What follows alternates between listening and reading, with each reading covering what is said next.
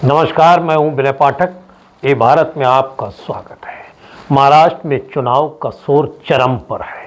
हर प्रत्याशी, हर पार्टी अपनी जीत के लिए दांव खेलने में जुटी है। धारावी में लेबर कैंप के अम्बेडकर हॉल में संविधान मंच का कार्यक्रम आयोजित किया गया। इस कार्यक्रम में पूर्व सांसद राहुल शिवाले ने भी भाग लिया। कार्यक्रम के दौरान महायुति के संगठन के सभी संगठनों के पदाधिकारी कार्यकर्ता उपस्थित थे। इस दौरान वक्ताओं ने संविधान संवाद मंच के माध्यम से संविधान को लेकर अपने अपने विचार रखे।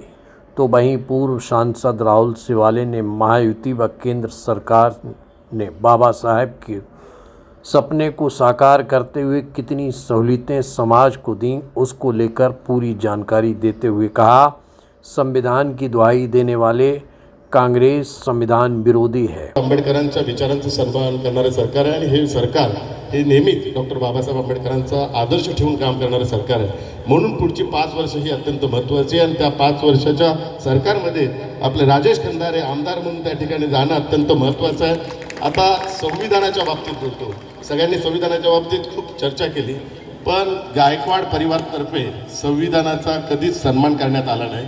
अशी कित्येक उदाहरणं आहेत, त्यातलं फक्त 2 उदाहरणं मी सांगतो, कारण वेळ जास्त झाला, उमेदवारांना पण बोलायचं आहे। त्यातले संविधानाचा जो आपला अनुच्छेद आहे, संविधानाचा अनुच्छेद 21, संविधानाचा अनुच्छेद 21 काय बोलतो?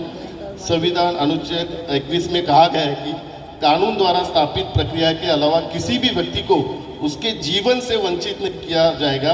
इसका मतलब है हर व्यक्ति को जीने का अधिकार है और निर्धारित कानूनी प्रक्रिया के अलावा किसी भी तरह उसके जीवन को छीना नहीं जा सकता है।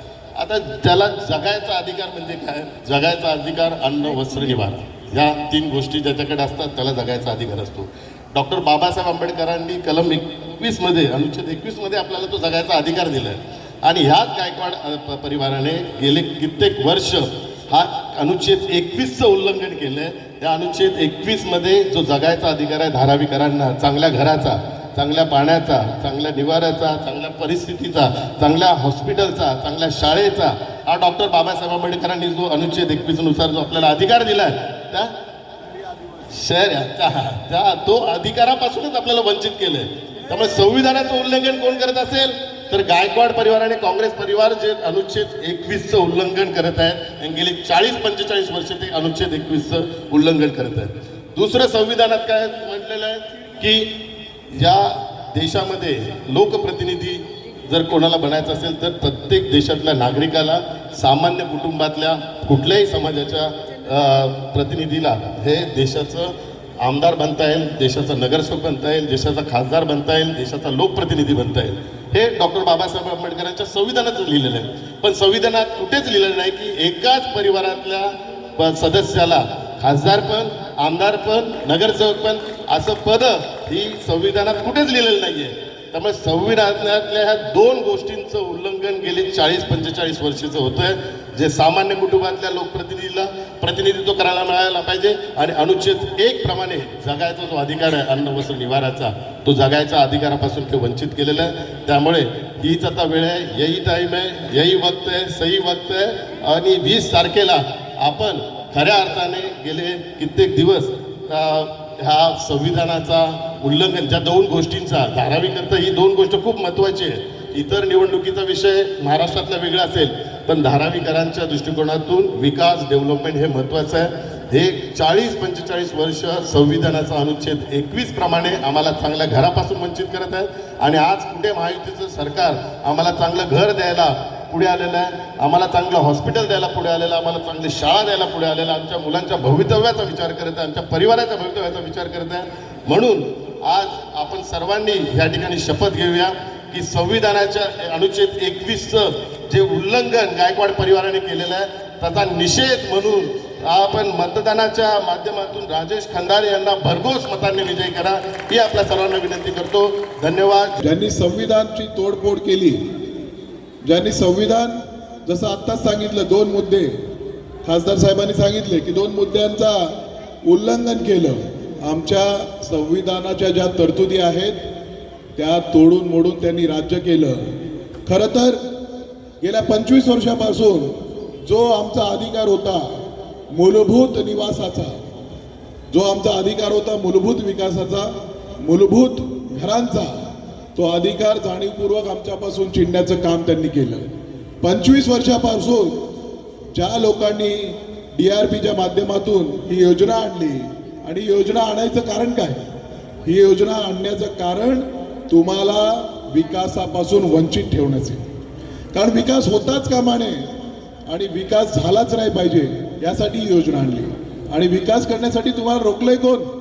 कासारे साहेब, आपल्या सरकारने हा प्रश्न विचारला पाहिजे. कारण कोणी गुंड तुमच्या मागे लागलेत का? कोणी गुंड तुम्हाला धमक्या देतात का की विकास त्याचं मॉडेल तुम्ही दाखवलं?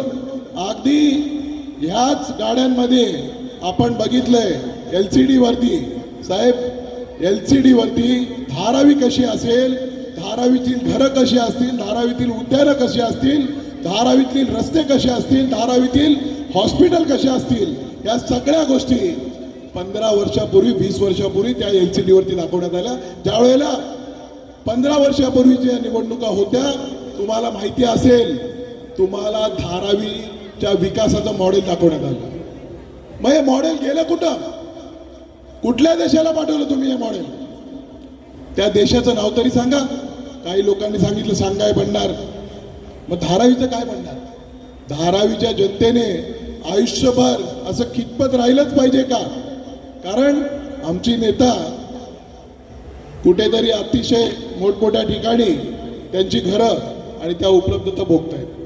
परंतु आम्हाला आमचे प्रश्न आज विचारायची वेळ आली आहे की ह्यांच्या मागं कोणीतरी यंत्रणा काम करते का ह्या विकास न करण्यासाठी? असो, आज आपण बघतोय की धारावीतलं वातावरण नक्कीच आमच्या नेत्यांमुळे आज बदलताना दिसतंय.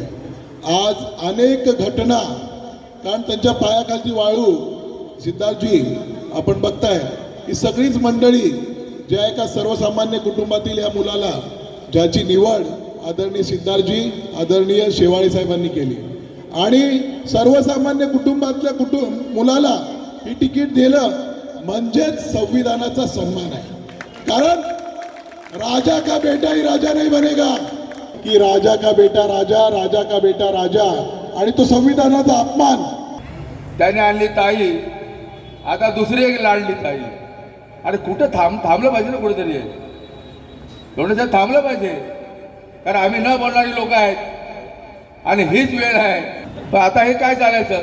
म्हणून आपण सर्वांनी विचार केला पाहिजे याचा की हे धारावी डेव्हलपमेंट यांना नको आहे. आणि तुमचं साठवलोट बाहेर करणार, बाहेर मिटिंग करणार आणि धारावीवर इथे येऊन बोज टाकणार. सहसा कुठं बरं पडतो? आणि एक पे एक फ्री ना, म्हणजे ते तुम्हाला भेटणार आहे. इथे एक पे एक ताळी फ्री, हे चुकीचं आहे. हे कुठं थांबलं पाहिजे साहेब. आणि यासाठी राजेश खंडारे एक चांगले व्यक्तिमत्व, सर्वसामान्य व्यक्तिमत्व असणारे, मला वाटतं लाडली बहीण आमची नाही, तिची लाडली बहीण. आणि तिने कुठे होते आणि कशी झाली ते बिचारी 3 महिन्यामध्ये आपल्या वडिलांचं नाव बदललं, नवऱ्याचं नाव बदललं आणि गायकवाड नाव आलं. लोकसभा में जब संविधान का किताब लेकर राहुल गांधी बोल रहे थे तो हमारे नेता ने कहा कि संविधान के पन्ने कितने होते वो तो बताओ. उसको आंसर देने नहीं आया, सिर्फ किताब दिखाना मालूम है, लेकिन संविधान में परम पूज्य डॉक्टर बाबा साहब ने क्या लिखा उससे कुछ लेना देना नहीं. मेरे मित्र ने सही कहा, संविधान का अगर अपमान किसी ने किया है तो कांग्रेस पार्टी ने किया है. परम पूज्य डॉक्टर बाबा साहेब अंबेडकर को 2 बार चुनाव में हराने का पाप अगर किसी ने किया है तो वो कांग्रेस पार्टी ने किया है. क्या आप उनको मत देंगे जो बाबा साहेब अंबेडकर का बार बार अपमान करते हैं, संविधान का बार बार अपमान करते हैं? क्या फिर से आप उनको वोट देंगे? मैं आपको पूछ रहा हूं, बोलिए, जोर से बोलिए, क्या उनको वोट देंगे? बहरहाल खबरों का सफरनामा करते हैं समाप्त. विनय पाठक को दीजिए इजाजत. हम फिर मिलते हैं नई खबर नए सफर के साथ. मुंबई के मानपुर, शिवाजी नगर, अणुशक्ति नगर, साइन कोलीवाड़ा, धारावी, चेंबूर आदि सीटों पर रहेगी हमारी खास नजर. देखते रहें ए भारत. हमसे जुड़ने के लिए हमारे चैनल को लाइक, शेयर, सब्सक्राइब करना ना भूलें. यदि आपके आसपास कोई घटना घटित हुई है और आप उसे भारत तक पहुंचाना चाहते हैं, हमारी स्क्रीन पर दिखाए जा रहे नंबर पर सीधे संपर्क कर सकते हैं। नमस्कार।